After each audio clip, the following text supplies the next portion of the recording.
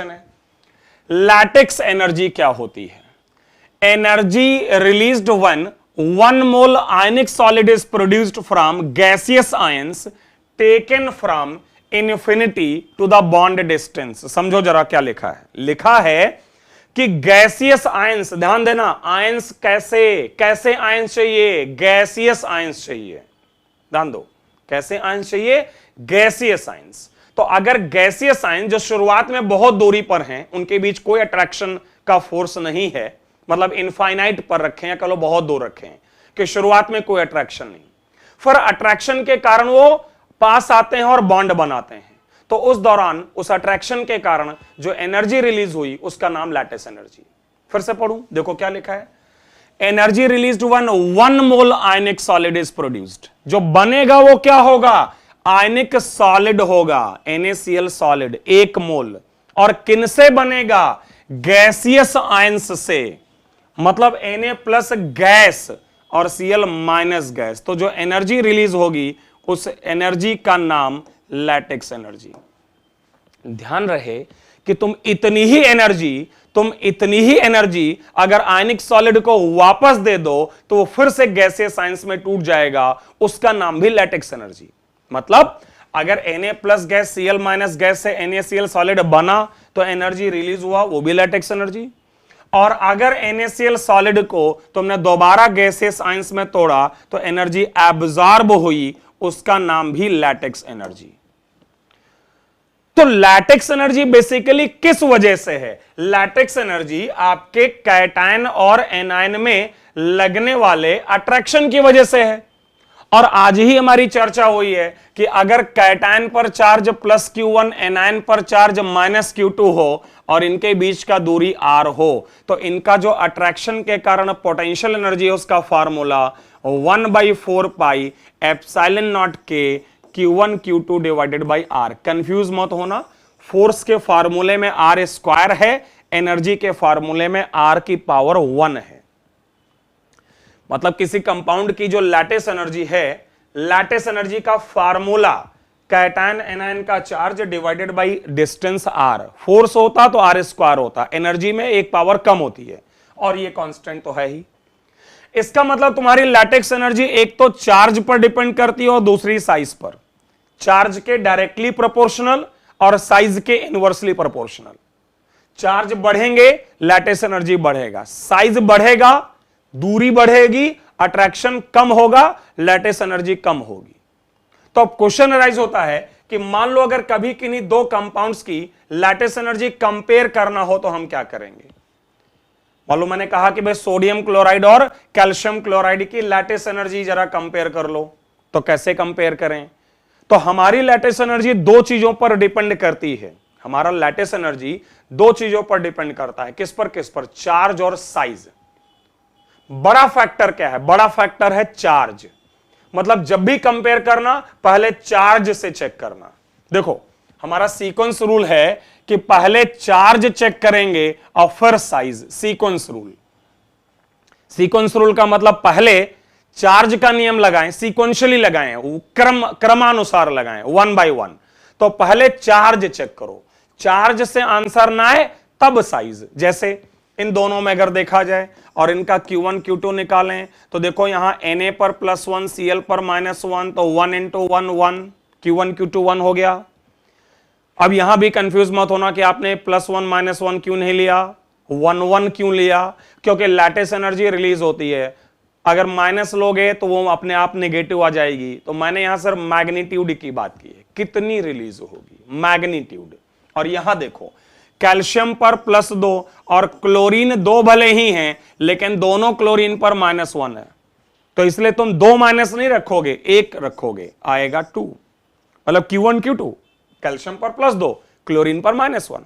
और अगर Q1 Q2 वहां ज्यादा है तो लैटिस एनर्जी भी वहां ज्यादा होगी और वही कंपाउंड की हार्डनेस भी ज्यादा होगी। हार्डनेस का मतलब अगर टच करोगे तो वो कंपाउंड टच करने पर ज्यादा हार्ड फील होगा। तो मैं समझाना क्या चाह रहा था कि तुम पहले क्या चेक करोगे? चार्ज। अगर चार्जेस अलग हैं तो जिसका चार्ज ज्यादा है उसकी लैटिस एनर्जी ज्यादा, और आपको साइज को देखने की जरूरत नहीं है। लेकिन अगर ऐसा एग्जांपल हो तुम्हारे पास कि उनका चार्ज बराबर हो, जैसे अगर मैं NaCl और KCl में बात करूं और यहां पर अगर हम कैलकुलेशन करें Q1 Q2 का, तो यहां पर भी +1 -1 भाई Na प्लस Cl माइनस, और यहां पर भी +1 और -1 1 into 1, तो लैटिस एनर्जी अगर कंपेयर करोगे तो अब तुमको जाना पड़ेगा साइज पर, क्योंकि चार्जेस बराबर हो गए तो चार्ज से आंसर नहीं आएगा। और अगर मैं साइज पर जाऊं तो देखो क्लोरीन दोनों में कॉमन है, और सोडियम और पोटेशियम में बड़ा कौन है? पोटेशियम। भाई लिथियम, सोडियम, पोटेशियम, रुबिडियम, तो ऊपर से नीचे जाने पर साइज बढ़ेगा।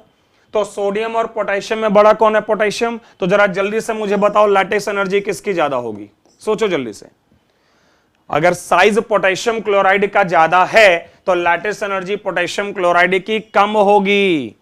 क्यों? क्योंकि तुम्हारा लैटेक्स एनर्जी चार्ज के डायरेक्टली प्रोपोर्शनल है लेकिन साइज के इनवर्सली प्रोपोर्शनल है।